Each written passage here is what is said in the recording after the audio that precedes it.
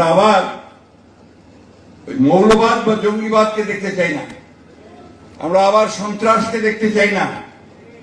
আমরা সত্যিকার অর্থে দেশে একটা সুস্থ, একটা উদারপন্থী গণতান্ত্রিক ব্যবস্থা দেখতে চাই। বাংলাদেশে মৌলবাদের উত্থান কোথা থেকে দেখলেন আবার নতুন করে?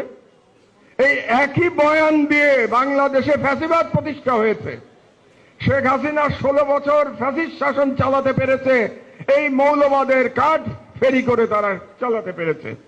এই মৌলবাদের কার্ড ফেরি করে বাংলাদেশে গুম খুন হয়েছে, এই মৌলবাদের কার্ড ফেরি করে বাংলাদেশে আয়নাঘর হয়েছে, এই মৌলবাদের কার্ড ফেরি করে বাংলাদেশে বিচার বহির্ভূত হত্যা হয়েছে, হাজার হাজার মানুষকে হত্যা করা হয়েছে মৌলবাদের কার্ড ব্যবহার করে। এই সরকারের আমলে আবার আপনি মৌলবাদের কার্ড ফেরি করছেন। আপনার উদ্দেশ্য কি? আবার নতুন কোন আদলে ভারতীয় সাম্রাজ্যবাদকে বাংলাদেশে প্রতিষ্ঠা করা, এটা আপনার উদ্দেশ্য।